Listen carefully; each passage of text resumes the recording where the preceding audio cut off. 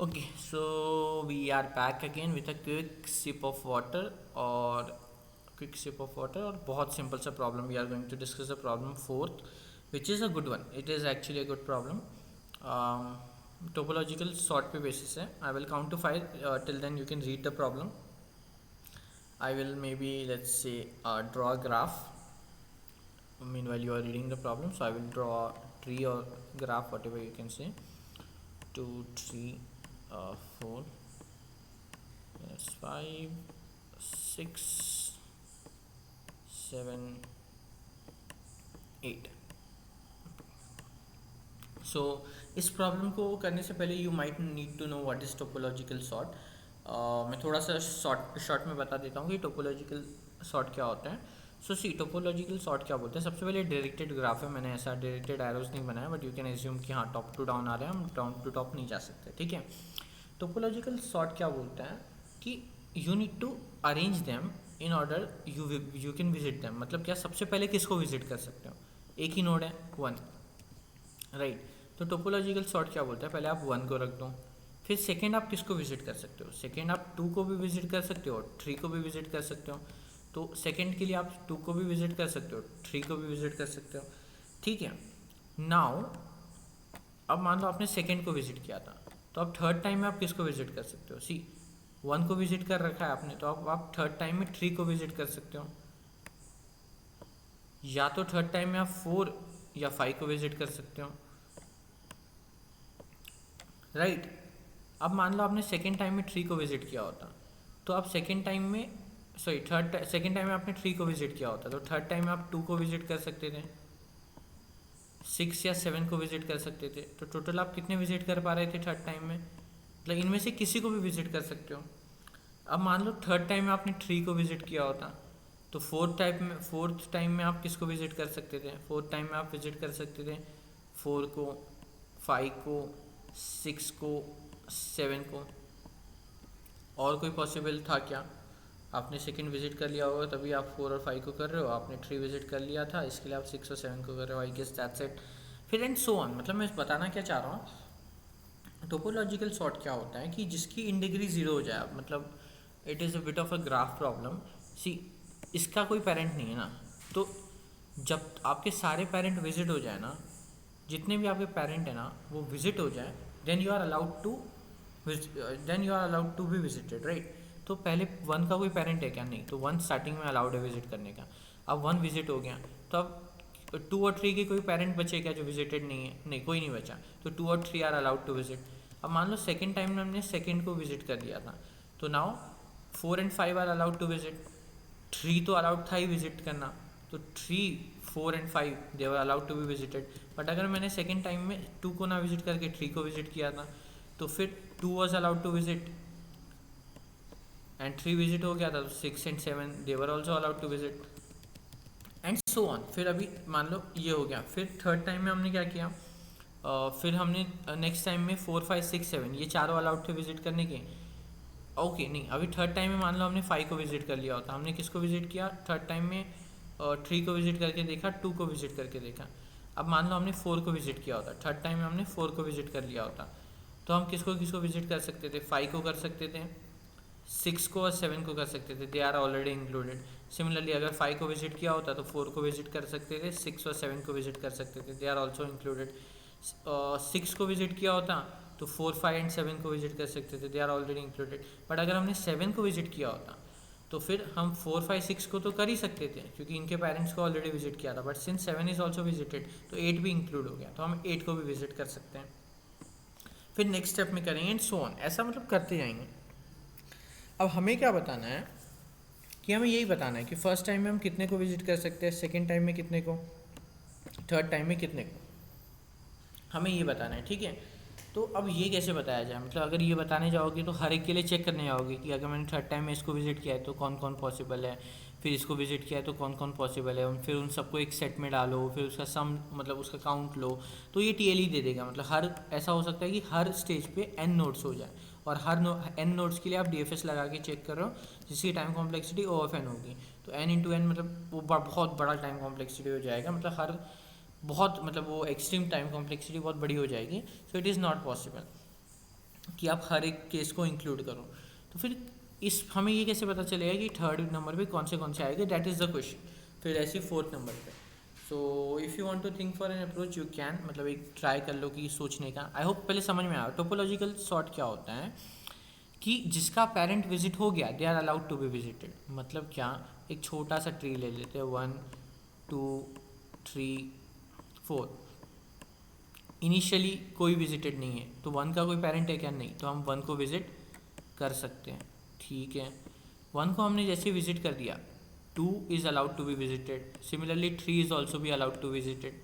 तो second step में हम 2 को विजिट कर पा रहे हैं। मान लो हमने 2 को विजिट किया होता, तब तो कोई भी अलाउड नहीं विजिट करने के लिए, पर हम 3 को विजिट कर सकते हैं, क्योंकि यहाँ पे अभी इस वाले में, अब तक इस वाली सीरीज़ में 3 विजिट नहीं हुआ था, तो हम 3 को विजिट कर सकते थे। पर हमने अगर 3 को अलाउ किया होता, सेकेंड स्टेप में हम 3 पे गए होते, तो 2 को तो विजिट कर ही पा रहे थे हम लोग, साथ ही में हम लोग 4 को भी विजिट कर पाते हैं। फिर यहाँ पे जब हमने 3 को विजिट किया, तो फाइनल स्टेप में हम किसको विजिट कर पा रहे हैं, 4 को विजिट कर पा रहे हैं। तो फर्स्ट के लिए you can see the answer is 1, second के लिए आंसर इज़ 2, 3 के लिए आंसर इज़ 3 एंड 4 के लिए आंसर इज़ 1। तो दिस इज़ टोपोलॉजिकल सॉर्ट। इसमें से कोई भी सॉर्ट उठाओगे तो एवरीथिंग इज़ वैलिड, तो this is called as topological sort. Okay, अभी ये 3 to 4 हुआ, यहाँ पे और जाता, मतलब 3 to 4 हुआ, फिर आपने अगर 4 को विजिट कर लिया है, तो स्टिल अब तक इस वाली सीरीज़ में 2 विजिट नहीं हुआ है, सिमिलरली इस वाली सीरीज़ में 4 विजिट नहीं हुआ है। तो यू कैन से कि फर्स्ट में आंसर वॉज 1, सेकेंड में आंसर वॉज 2, थर्ड टाइम में answer was 3 and fourth time में आंसर वॉज 2 नॉट 3, क्योंकि 3 है, 4 4 2, पर 4 तो 2 बार रिपीट हो गया ना, तो 4 और 2 2 ही बच रहे हैं। सो वी कैन कंसिडर कि आंसर कुछ ऐसा हो जाएगा 1 2 3 2। आई एम नॉट श्योर ये कोई टेस्ट केस है या नहीं, पर शायद ये कोई टेस्ट केस भी है। हाँ राइट, आई गेस मैंने एग्जैक्ट टेस्ट केस लिख दी क्या, एग्जैक्ट टेस्ट केस ये नहीं है, बट हाँ सिमिलर टेस्ट केस है। तो यू कैन सी कि वही आंसर आ रहा है, मतलब सेम ही है, मतलब नोट्स की वैल्यू बस अलग अलग है, बट केस वही है। सो वी कैन से कि हाँ 1 2 3 2 हमारा आंसर आ गया। तो आई होप समझ में आया होगा। टोपोलॉजिकल सॉर्ट क्या होता है, जिसके पेरेंट्स विजिट हो गए हम उसको विजिट कर देंगे। इसको निकालने का एक तरीका होता है कि हम इन डिग्री निकालते हैं और फिर एक एलिमेंट को लेते हैं, फिर उसको क्यू में डालते हैं। हम उस पर भी नहीं जा रहे वो तरीके पे, because that is not required here. As of now हमें ये समझना था कि टोपोलॉजिकल सॉर्ट होता क्या है। इफ़ टोपोलॉजिकल सॉर्ट क्या होता है वो समझ में आ गया होगा, so we will move to our actual question और समझने की कोशिश करेंगे कि इस क्वेश्चन में अब हम कर क्या सकते हैं। ओके, तो हम क्या करेंगे, सी, तो इससे ना टोपोलॉजिकल सॉर्ट से एक बात समझ में आती है। रुको मैं क्या बोल रहा हूँ, एक बड़ा सा ट्री बनाते हैं, नॉट बड़ा सा बट थोड़ा बड़ा बनाते हैं।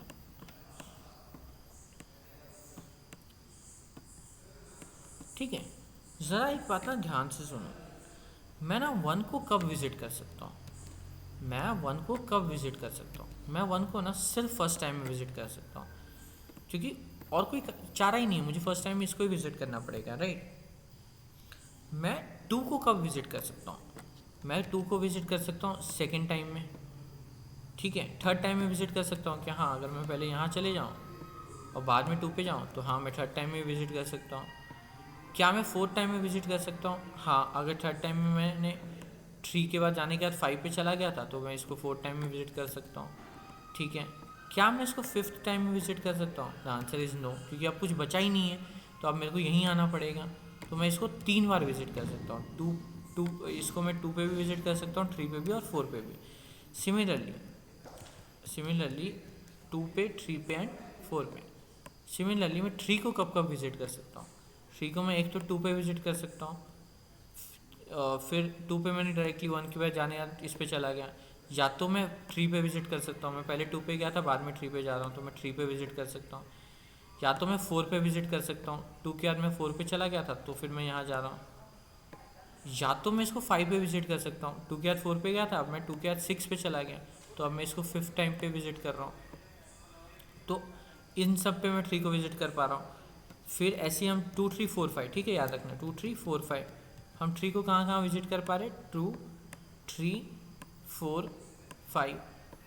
फिर ना मैं 6 को, अब ओके 2 और 3 हो गया, मैं 4 को कब कब विजिट कर सकता हूँ, 4 को मैं पहला विजिट दे सकता हूँ एटलीस्ट कितने पे, 1 से 2 पे गया, 2 से 4 पे, मतलब एटलीस्ट मैं इसको थर्ड टाइम में विजिट कर सकता हूँ। फर्स्ट टाइम में 1 को विजिट किया, सेकेंड टाइम में 2 को, थर्ड टाइम में 4 को। अब मान लो थर्ड टाइम में मैंने ऐसा किया कि 2 को विजिट करने के बाद 6 पे चला गया, फर्स्ट टाइम में 1 को विजिट किया, फर्स्ट टाइम में 1 को विजिट किया, सेकंड टाइम में इसको विजिट किया, थर्ड टाइम में मैं 6 पे चला गया, तो मैं फिर फोर्थ को 4 टाइम में विजिट कर सकता हूँ। हाँ। क्या मैं फोर्थ को 5th टाइम में विजिट कर सकता हूँ? हाँ। 1 पे जाने के बाद मैं चला गया था 3 पे, तो मैं इसको 3 पे गया मैं, तो 3 पे गया मैं 4th टाइम में, तो 5th टाइम में मैं 4 पे जा सकता हूँ। क्या मैं 6 टाइम में विजिट कर सकता हूँ? हाँ, क्योंकि 3 पे जब मैं चला गया 4th टाइम में, तो मैं 5 पे भी जा सकता हूँ 5th टाइम में, तो मैं 4 पे कब जा सकता हूँ? 6 टाइम में भी जा सकता हूँ।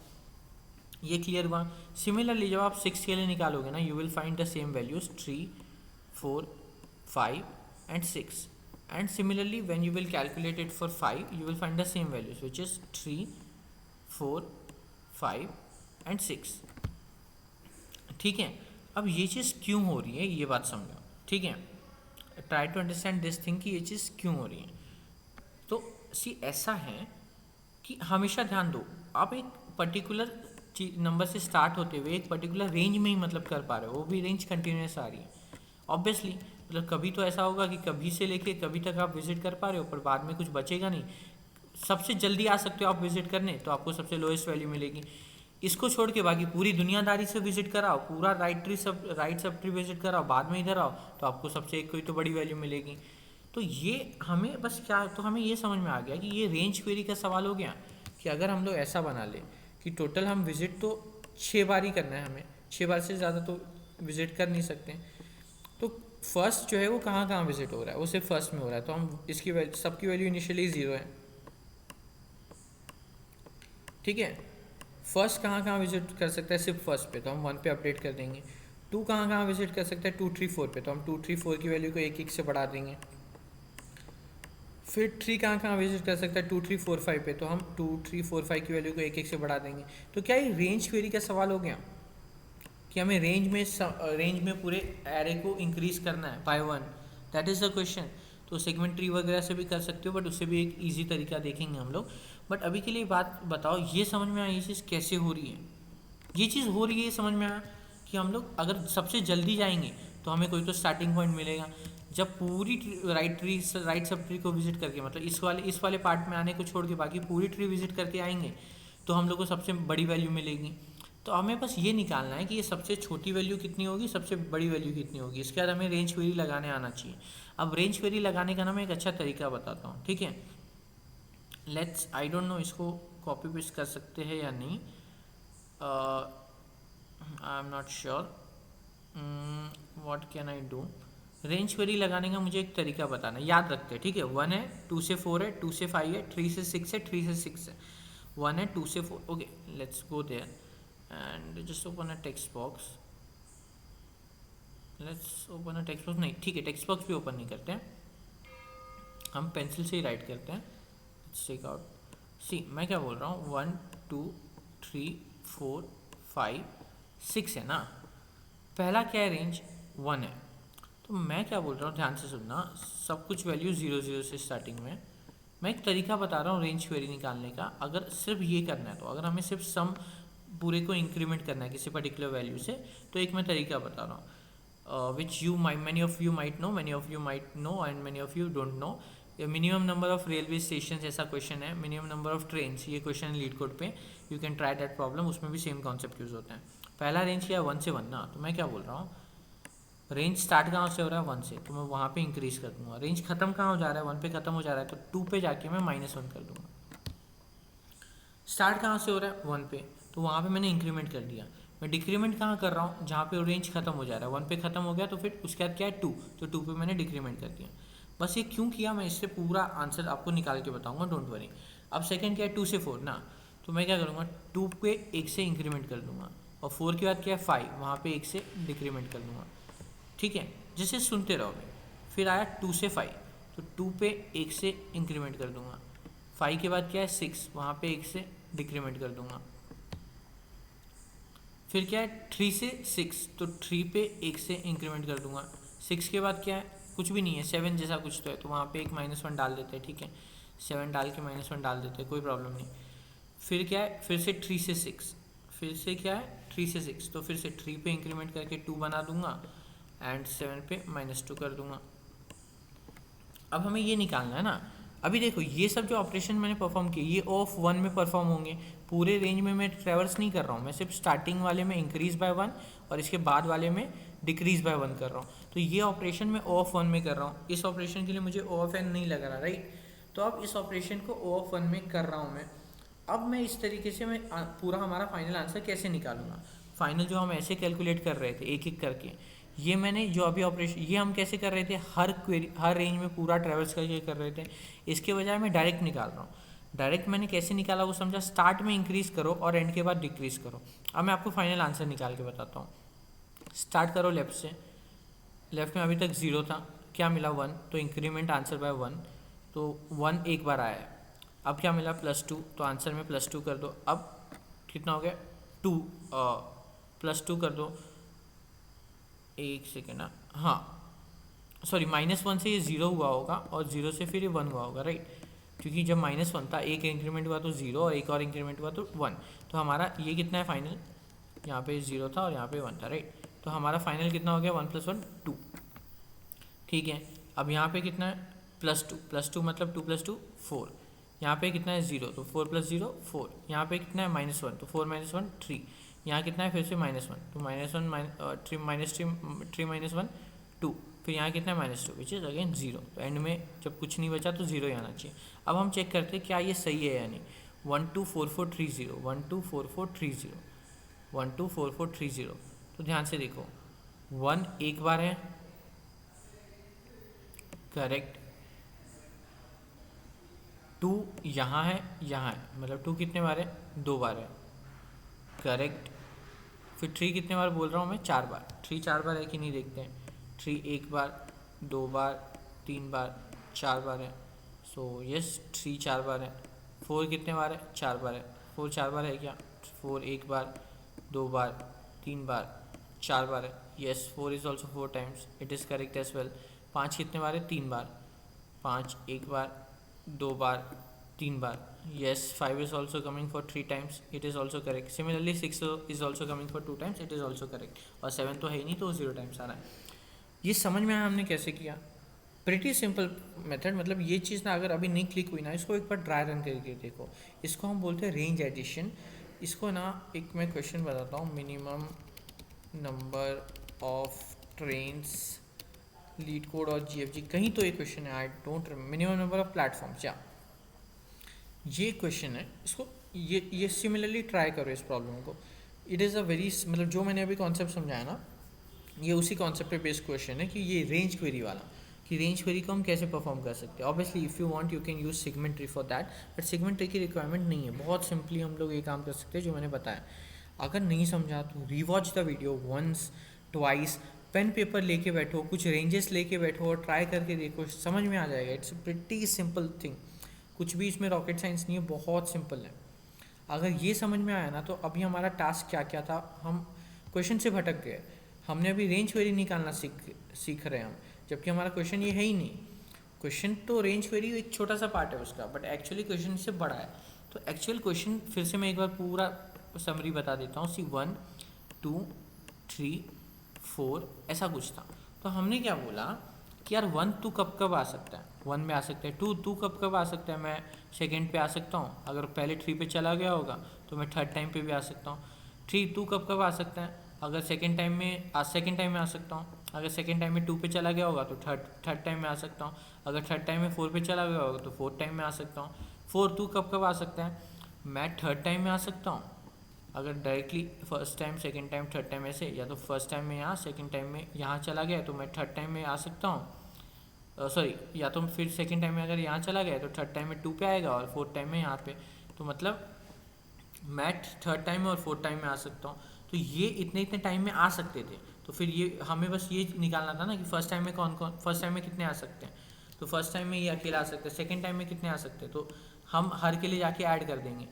1 2 3 4 था। फर्स्ट ने बोला मैं सिर्फ फर्स्ट टाइम में आ सकता हूँ। सेकंड ने बोला मैं 2 से 3 तक आ सकता हूँ, तो हमें 2 से 3 तक जाके ऐड करना था। थर्ड ने बोला मैं 2 3 4 तक आ सकता हूँ, तो हमें 2 3 4 में जाके एक एक वैल्यू ऐड करनी थी। फिर फोर्थ ने बोला मैं 3 और 4 में जा सकता हूँ, तो हमें वहाँ जाके एक एक वैल्यू ऐड करनी थी। तो ये जो ऐड करने का काम था ये रेंज क्वेरी था, तो ये रेंज क्वेरी के लिए हमने सीखा कि इस रेंज क्वेरी में हम ऐड कैसे करते हैं। अगर हम ऐसे इंडिविजुअली जाके पूरे रेंज में जाके ट्रेवर्स मार के ऐड करेंगे तो टाइम कॉम्प्लेक्सिटी कितनी हो जाएगी, टोटल n बार हमें करना है और टोटल हर में n एलिमेंट्स हो सकते हैं, तो time complexity will be n square which is not allowed. हमें लेस देन n स्क्वायर चाहिए, हमें n log n चाहिए या तो n चाहिए। तो इसके लिए हमने एक तरीका बताया जो कि यहाँ पे हमने देखा कि प्रीफिक्स सम जैसा कुछ तो लगाया कि प्रीफिक्स एरे बनाया, एक रेंज का एरे बनाया और फिर वहाँ पे प्रीफिक्स कैलकुलेट करके ये किया। जहाँ रेंज स्टार्ट होती है वहाँ +1, जहाँ रेंज एंड हो जाती है उसके अगले पे -1, ताकि यहाँ से यहाँ में एक वैल्यू बढ़ के मिले और यहाँ आती वो वैल्यू कम हो जाए। हाँ, ये अगर इसके पीछे का लॉजिक नहीं समझा तो ये देखो, रेंज जहाँ स्टार्ट हो रही है वहाँ +1 है, रेंज जहाँ ख़त्म हो रही है उसके आगे -1 है। तो रेंज यहाँ स्टार्ट हुई तो यहाँ से लेके जब तक रेंज चलेगी तब तक वैल्यू हमेशा +1, मतलब जितना पहले था उससे एक बढ़ के मिल रही है। मतलब हमें समझ में आएगा कि यहाँ पे कोई एक एक्स्ट्रा पॉसिबल था और जैसे ही वो पॉसिबिलिटी ख़त्म हो जाएगी तो वैल्यू कम हो जाएगी -1 से, तो हमें समझ जाएगा कि यहाँ से वो एक्स्ट्रा जो पॉसिबल था यहाँ तक वो पॉसिबल नहीं है। तो आई होप समझ में आया होगा रेंज क्वेरी कैसे निकालते हैं। अब सवाल क्या आता है कि सब ठीक है पर ये रेंज कैसे निकाले कि 2 कहाँ कहाँ पॉसिबल है। So this range is to be calculated as well. So how to calculate this range की यार जो 2 है वो 2 3 पे पॉसिबल है, 3 जो है वो 2 3 4 पे पॉसिबल है। So that is the question now that how to calculate this particular range कि जो 3 है वो 2 3 4 पे कैसे पॉसिबल है। तो इसके लिए मैं क्या बोल रहा हूँ, ज़रा ध्यान से इस चीज़ को भी ना ज़रा ध्यान से सुनना। Let's open another board, let's draw the same array और मैं एक चीज़ बता रहा हूँ, जस्ट उस बात को ना थोड़ा सुनना। सी 3 पे आप कब आ सकते हो, जब उसके सारे पेरेंट्स विजिट हो जाएं, जब उसके सारे पेरेंट्स विजिट हो जाएं। तो यू माइट से कि यार पेरेंट तो जैसे 4 है, सबका पेरेंट तो एक ही है ना 2, राइट, बट 2 को भी तो विजिट करने के लिए 2 का भी तो एक पेरेंट है। तो मैं ऐसा बोल रहा हूँ कि 3 कब विजिट होगा, जब उसका पेरेंट 1 विजिट हो जाए। 3 की मिनिमम वैल्यू हो जाएगी 1, राइट। 4 कब विजिट होगा, 4 का भी पेरेंट एक है बट उसका भी एक पेरेंट है ना, तो फिर 4 कब विजिट होगा, एटलीस्ट 2 पे। तो हम बोल सकते हैं कि डेप्थ ऑफ ट्री, उसकी जो डेप्थ आती है वही उसका मिनिमम हो जाएगा वैल्यू, रेंज की मिनिमम वैल्यू उसकी डेप्थ हो जाएगी, या तो जितने उसके पेरेंट्स है वो, जो भी बोल सकते हो, you can say anything like that. तो मिनिमम वैल्यू तो निकालना आसान हो गया, इसकी 1 हो गई, इसकी 1 हो गई, इसकी 2 हो गई, इसकी 0 हो गई।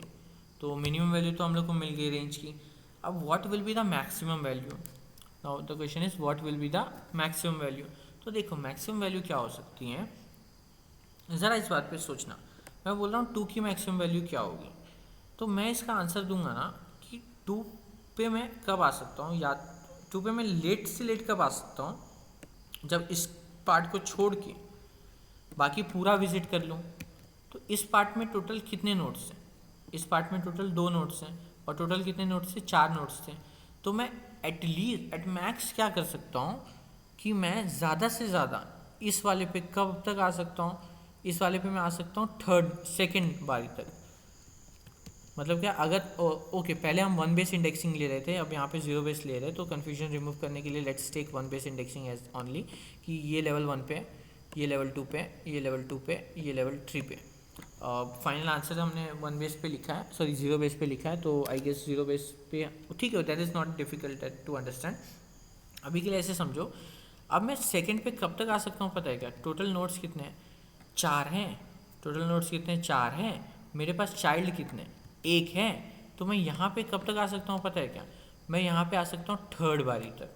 क्यों, क्योंकि अगर मैं 3rd बारी तक यहाँ आया तभी तो मैं मतलब बाकी बचे हुए टाइम में अपने पूरे चाइल्ड को विजिट करूँगा। मेरा एक ही चाइल्ड है तो मैं 4th टाइम में उसको विजिट कर सकता हूँ। मान लो मेरे 2 चाइल्ड होते हैं तो total possible number of steps कितने थे, 5। और मैं कितने बार में विजिट कर पाऊँगा, मैं विजिट कर पाऊँगा एट मैक्स 3 पे ही अभी भी विजिट कर पाऊँगा। क्यों ऐसा, क्योंकि मैं सिर्फ 2 या 3 पे विजिट कर पाऊँगा, क्योंकि मुझे 5 बारी तक में अपने बाकी चाइल्ड्स को भी तो विजिट करना है। मेरे चाइल्ड कितने, 2। अगर मेरे पास टोटल ड्यूरेशन 5 है, मेरे चाइल्ड्स 2 है, तो मैं एटलीस्ट अगर 3 पे आऊँगा तभी तो मैं अपने दोनों चाइल्ड को 4 और 5 को विजिट कर पाऊँगा। समझ में आ रहा है मैं क्या बोल रहा हूँ। यहाँ पे जब मैं था, यहाँ पे मैं कब तक आ सकता हूँ, मेरे चाइल्ड कितने, 2, फाइनल टाइम कितना है, 5, फाइनल टाइम 5 है, मेरे चाइल्ड 2 है, तो अगर मैं एटलीस्ट 3 तक आया तभी तो मैं 4 और 5th टाइम में अपने चाइल्ड को विजिट कर पाऊँगा। मान लो यहाँ पे 3 चाइल्ड होते हैं तो फाइनल ये 3 नहीं है, मान लो ये 3 नहीं है और ये कितना है, ये 3 है, तो टोटल ड्यूरेशन कितना होने वाला है 5, टोटल ड्यूरेशन कितना होने वाला है 5। और मैं यहाँ पे आ कब तक सकता हूँ, अब यहाँ पे सिंस यहाँ पे मैं यहाँ पे आ सकता हूँ 2 से, मैं आ सकता हूँ 2 से। मुझे विजिट कितने करने हैं चाइल्ड 3, टोटल ड्यूरेशन कितने 5, तो 5 माइनस 3, मेरा एंड टाइम भी मैक्स टाइम भी 2 ही होगा, मेरा मैक्स टाइम भी 2 ही होगा। क्यों ऐसा, क्योंकि समझो मेरा मैक्स टाइम भी 2 क्यों होगा, क्योंकि अगर मैं 2 पे नहीं आया, अगर मैं 3 पे आया तो मैं अगले 2 सेकेंड में 4 और 5 में 3 चाइल्ड को कैसे विजिट करूँगा। पर अगर मैं सेकेंड पे आया तो मेरे पास 3 सेकेंड बचेंगे और 3 चाइल्ड बचेंगे, तो मेरे जितने चाइल्ड है मैं एट मैक्स क्या कर सकता हूँ भाई, तो एक काम कर पूरा बाकी ट्री विजिट कर ले, बाद में मेरे पास आ, पर मुझे अपने चाइल्ड को तो विजिट करना है। तो मेरे चाइल्ड तो हमेशा मेरे बाद में विजिट होने वाले हैं, तो टोटल नंबर ऑफ चाइल्ड कितने मान लो 4, तो जो एंड टाइम है उसका -4, वहाँ तक मैं आने की मेरी पॉसिबिलिटी है। ये समझ में आया मैंने क्या कहा, जो भी एंड टाइम है उसके माइनस नंबर ऑफ चाइल्ड वहाँ तक मैं आ सकता हूँ। मतलब क्या हाँ या ना, लेट्स सी। ऐसा समझो कि 1 है, 2 है, 3 है, एक घना सा जंगल बनाते हैं, 4 है, 5 है, 6 है एंड 7 है। मेरे 3 के आने की पॉसिबिलिटी क्या है, सी 3 कितने लेवल पे है, इसको 0 मान लेते हैं, ये 0th लेवल पे, ये फर्स्ट लेवल पे, ये फर्स्ट लेवल पे, ये फर्स्ट सेकंड लेवल पे, ये सेकंड लेवल पे, ये सेकंड लेवल पे, ये थर्ड लेवल पे, ठीक है। मैं इन एट मिन आ पा रहा हूँ फर्स्ट टाइम पे, एट मिन आ पा रहा हूँ फर्स्ट टाइम में, एट मैक्स कितने पे आ पाऊँगा, मेरा टोटल नोट्स कितने 7, तो मेरा विजिटिंग टाइम 6 होगा, क्योंकि अगर मैं फर्स्ट नोट को 0 पे विजिट कर रहा हूँ तो यू कैन से कि मेरा विजिटिंग टाइम 6 होगा। मेरा विजिटिंग टाइम एट मैक्स 6 हो सकता है। मेरे पास कितने चाइल्ड है, 3 चाइल्ड है, तो मैं एट मैक्स अगर मैं थर्ड टाइम तक नहीं आ पाया तो मैं आगे अपने 3 चाइल्ड्स को विजिट कैसे करूँगा।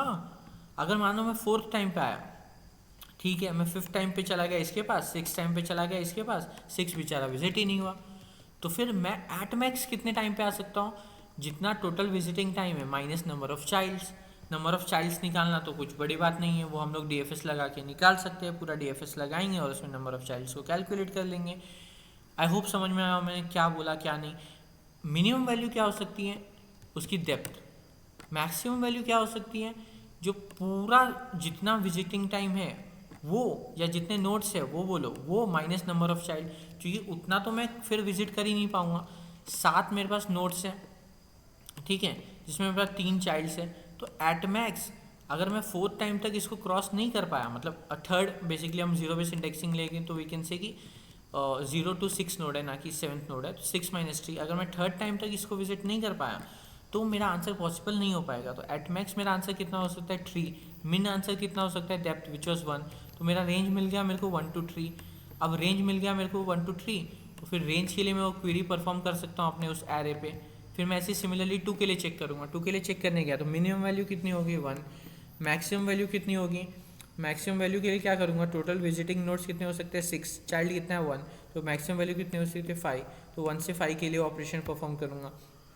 फिर सिमिलरली चेक करूँगा 7 के लिए, 7 के लिए चेक करूँगा तो मिनिमम वैल्यू कितनी हो सकती है 2, मैक्सिमम वैल्यू कितनी हो सकती है, चाइल्ड कितना है 0 और टोटल नोट्स कितने थे 6, तो फिर मैक्सिमम वैल्यू कितनी हो सकती है 6, 6 - 0 इज 6, तो 2 to 6 के लिए वो क्वेरी परफॉर्म करूँगा।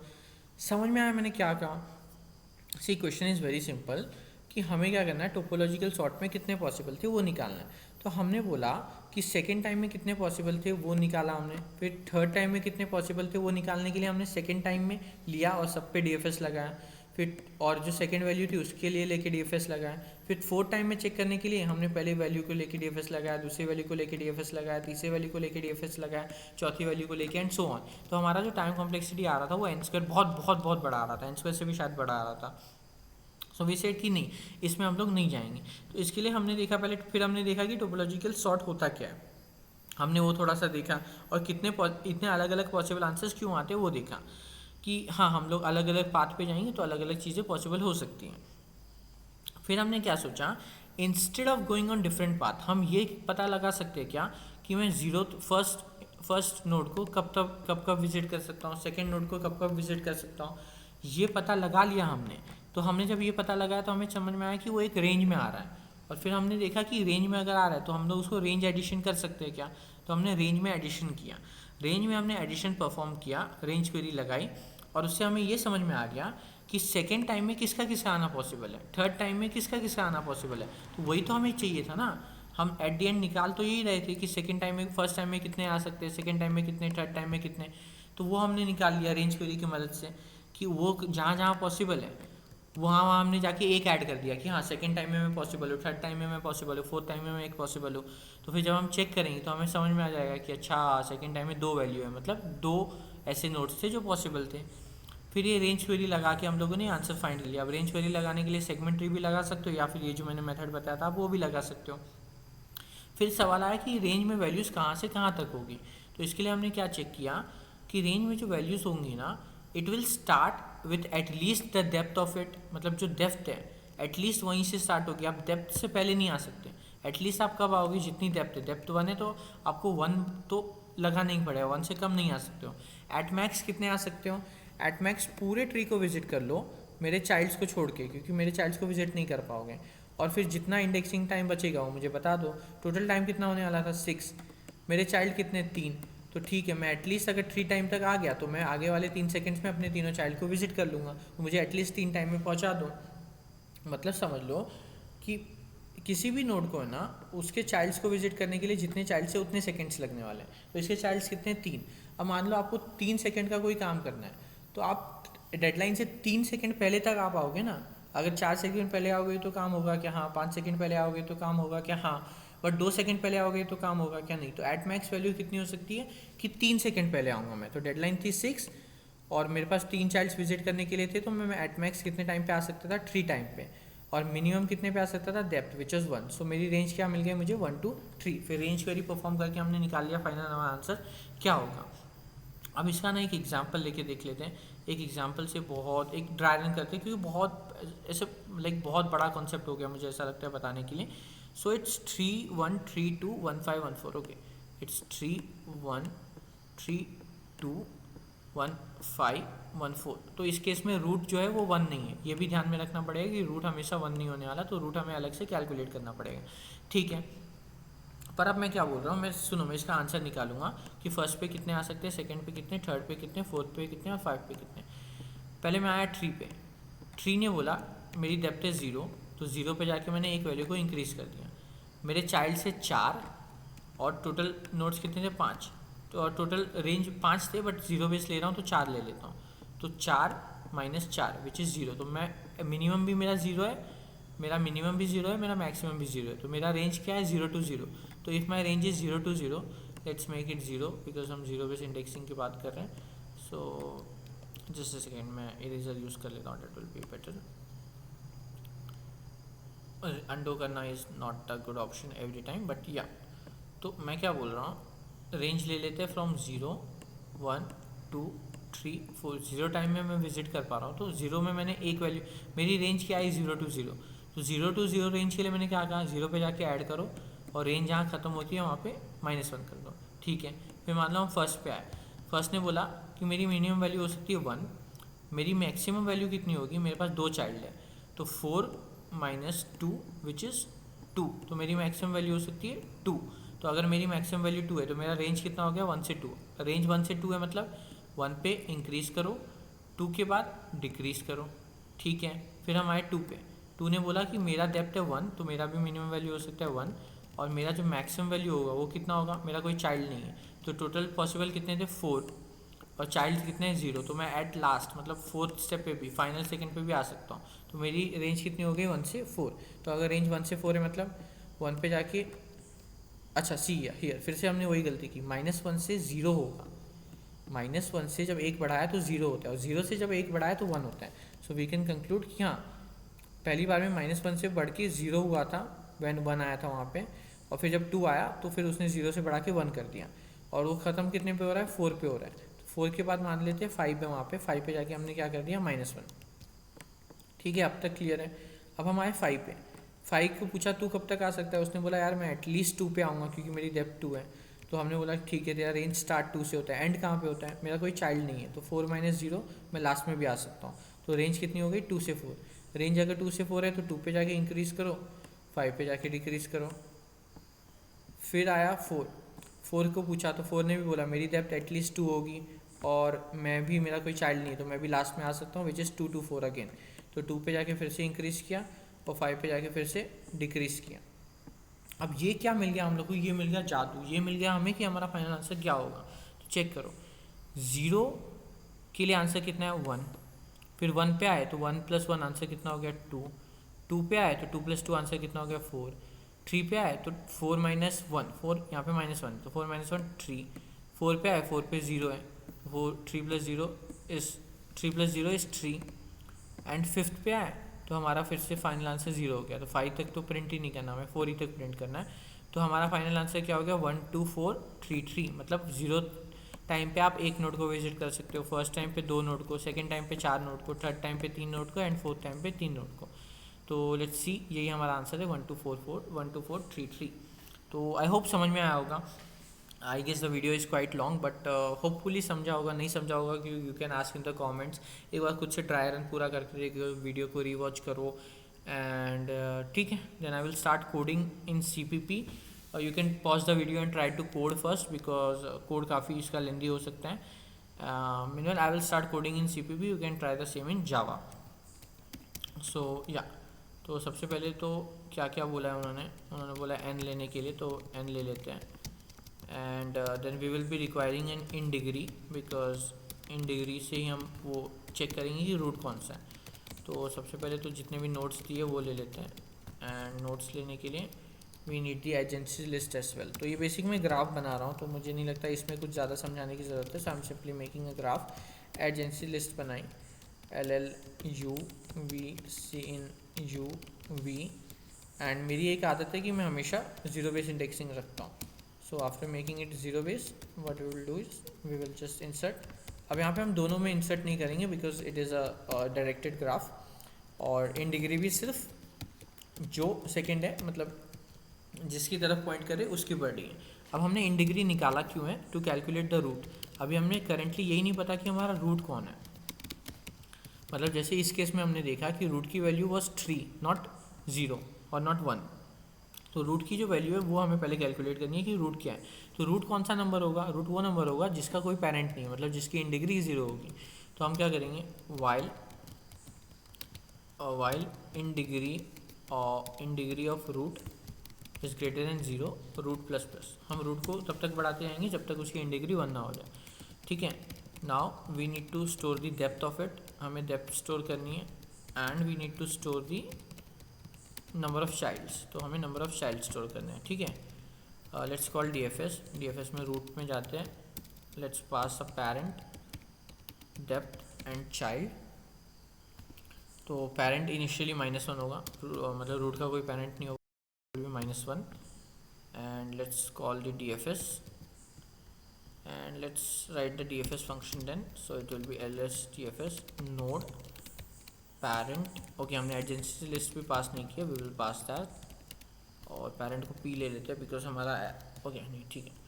Then we have the depth array and then we have, और क्या है हमारे पास, डेप्थ एरे हमारे पास and then we have child array number of child store करने वाला है, डेप्थ हमारा डेप्थ स्टोर करने वाला है और एजेंसी लिस्ट है। ठीक है, तो अब हम DFS क्यों लगा रहे हैं। अच्छा, बहुत एक कोई तो अचानक से उठ के क्वेश्चन पूछेगा कि यार हम DFS क्यों लगा रहे हैं। तो सी DFS लगा के हम क्या करेंगे, फिर से let's take another board and take another example 1 2 3 4 5। ठीक है, हम DFS लगा के क्या करेंगे, देखो हमने DFS यहाँ से स्टार्ट किया, DFS यहाँ आ गया, DFS यहाँ आ गया और DFS फिर यहाँ आया। जब उसको कुछ नहीं मिला तो उसने रिटर्न किया 0, तो हमने क्या बोल दिया कि 4 के चाइल्ड कितने 0। फिर इसने कितना रिटर्न किया 0 + 1, मतलब खुद को भी, तो इसने कितना रिटर्न किया 1, तो हमने बोल दिया कि 2 के नंबर ऑफ चाइल्ड कितने 1। फिर इसने कितना रिटर्न किया 1 + 1, मतलब और टोटल खुद को भी काउंट कर दिए, तो हमने बोल दिया कि 1 जो है उसके नंबर ऑफ चाइल्ड कितने 2। फिर 1 यहाँ पे आया 3 पे, फिर 3 ने 5 को कॉल किया, 5 ने नीचे कॉल किया, कुछ नहीं मिला, उसने 0 रिटर्न किया, तो हमने बोल दिया कि 5 के नंबर ऑफ चाइल्ड कितने हैं 0। फिर 5 ने 0 प्लस खुद को काउंट करके 1, टोटल रिटर्न किया 1। तो फिर 3 के नंबर ऑफ चाइल्ड कितने हैं 1, फिर 3 ने 1 प्लस खुद को काउंट करके रिटर्न किया 2, तो नंबर ऑफ चाइल्ड 1 के कितने हो गए 2 + 2, 2 जो था वो इस सब ट्री से था, 2 बाकी जो 2 था वो इस सब ट्री से था, तो टोटल नंबर ऑफ चाइल्ड कितने हो गए 4। सो ये basically number of child count करने का बेसिक तरीका है DFS। आई गेस हमने ये पिछले वीडियोस में भी यूज़ किया हुआ है। सो if you have watch the previous videos तो आपको पता होगा, एल्स तो ठीक है, it was not very difficult. Again try कर लो, ट्राई रन करके समझ में आ जाएगा। तो हमने क्या चेक किया, अगर तो डेप्थ पेरेंट अगर है, इफ़ पेरेंट एग्जिस्ट, तो अभी हमारी जो डेप्थ है नोड की वो कितनी होगी, जितनी डेप्थ पेरेंट की थी +1, ठीक है। फिर इसके बाद हम बेसिक DFS लगाएंगे। तो अगेन DFS लगाने में कुछ ऐसे बहुत रॉकेट साइंस नहीं है। एंड हम क्या करेंगे, जो नंबर ऑफ़ चाइल्ड है वो कितना होगा, जो DFS से रिटर्न आ रहा है, मतलब क्या, इसने कितना रिटर्न किया 0, तो इसके नंबर ऑफ़ चाइल्ड कितने से इंक्रीज़ कर देंगे 0। जैसे 1 के केस में देखो, 1 के केस में इतना, इसने कितना रिटर्न किया था 2, और इसने कितना किया था और 2, तो टोटल कितने हो गए थे 4 रिटर्न हुए थे। तो इसके लिए हम कैसे कर रहे हैं कि हाँ, जब हम कॉल करेंगे चाइल्ड को, वो बताएगा कि अच्छा मेरे कितने, और उस वैल्यू को रिटर्न कर देगा। तो उसी वैल्यू को लेके हम क्या बोल देंगे कि ओके, उतने से हम इंक्रीज़ कर देंगे, जितने चाइल्ड है उतने से इंक्रीज़ कर दो, और लास्ट में रिटर्न क्या कर दो, जितने मेरे चाइल्ड है +1 मतलब खुद को। तो this was the basic DFS to calculate the number of child. ये क्या है, ये DFS क्यों है, to calculate the depth and number of child. Okay, तो हाँ, इसमें और कुछ तो नहीं है, DFS बेसिकली हमने लगाया। अब after taking out the DFS अब क्या करेंगे, ध्यान से देखना। DFS लगा दिया हमने, अब हमें चेक क्या करना है कि रेंज, ओके, तो रेंज पहले बनानी है। तो एक काम करते हैं, हमें ना आंसर बना लेते हैं n+1 साइज़ का, और इनिशलाइज कर देते हैं 0 से। अब n+1 साइज़ का क्यों बनाया, क्योंकि हमने यहाँ पे देखा था कि एक एक्स्ट्रा वैल्यू मिल रही थी ना, मतलब अगर रेंज 1 to 4 जा रहा है तो 5 पे हमें -1 करना था, which is not required, but just to वो अलग से कंडीशन लिखने के लिए कि ये चेक करने के लिए कि रेंज आउट ऑफ बाउंड नहीं जा रहा है, तो उससे बढ़िया हमने n+1 साइज़ का ले लिया। अब हम क्या करेंगे, अब हम हर नोड के लिए जाके चेक करेंगे, उसका स्टार्ट रेंज होगा कुछ, तो एंड रेंज होगा। स्टार्ट रेंज क्या होगा, start range will be depth of that node. And range क्या होगा, एंड रेंज होगा n minus child of i, ठीक है। अब आप बोलोगे कि n माइनस नहीं, n-1 minus, right, n-1 minus, तो क्योंकि अगर यहाँ पे 5 है तो 0 पे इंडेक्सिंग है, तो n नहीं हो लेके हम n-1 लेंगे। So you are right at that position. तो हमें स्टार्ट मिल गया, एंड मिल गया। अगर हमें स्टार्ट मिल गया, एंड मिल गया, अब हमने क्या बोला कि क्वेरी, उस रेंज क्वेरी में कैसे परफॉर्म करते हैं, स्टार्ट में जाके ++ कर दो, और n+1 में, एंड के अगले स्टेप में जाके माइनस कर दो। तो हमने स्टार्ट में जाके ++ कर दिया और एंड में जाके माइनस कर दिया, तो ये हमारा वो रेंज बन गया। अब रेंज का हमें क्या लेना पड़ता है, प्रीफिक्स सम। तो हम क्या करेंगे, 0 से n i++ तक जाएंगे, और हम बोलेंगे आंसर i+1 जो है ना, उसमें ये एलिमेंट को ऐड कर लो, राइट। मतलब क्या, ये वैल्यू 1 है, ठीक है, इस वैल्यू में क्या, इस वैल्यू को कैसे बनाएंगे, यहाँ पे 1 था और पीछे क्या था 1 था, तो ये वैल्यू हो जाएगी 2। इस वैल्यू को कैसे बनाएंगे, यहाँ पे 2 था, पीछे क्या था 2, तो 2 + 2 4 हो गया।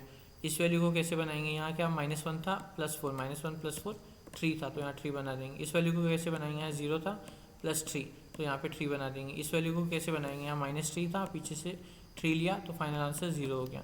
सो एंड सो ऑन, ऐसा कर देंगे। अब हमें क्या करना है, अब हमें प्रिंट करना है। प्रिंट करते हैं हम सिर्फ n तक प्रिंट करेंगे, क्योंकि लास्ट जो एक्स्ट्रा वाला बचा है वो तो लास्ट वाला, वो तो प्रिंट करना ही नहीं, वहाँ तो कभी जा ही नहीं सकते। सो उसको लेके प्रिंट कर देंगे। तो अभी बहुत चांसेस है कि इस कोड में कुछ तो गलत हो सकता है, क्योंकि बहुत बड़ा कोड है ऑब्वियसली, बट आई होप समझ में आया होगा। सी, लॉजिक समझना इंपॉर्टेंट है, code is not difficult to write. Let's see, पहले कोई कंपाइलेशन एरर ना हो। And 12433 1232 and 12433, okay, like luck बहुत अच्छा है आई गेस हमारा। So let's try submitting this and see whether it is getting accepted or not. Chances है कि accept now, but okay, it is accepted.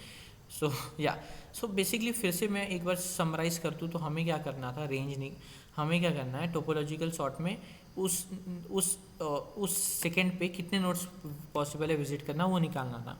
वो निकालने के लिए हमें समझा डायरेक्टली हम नहीं निकाल सकते, तो हमने क्या किया, एक तरीका लगाया कि वो जो हर नोड के लिए ये चेक करेंगे कि वो कहाँ आना पॉसिबल है।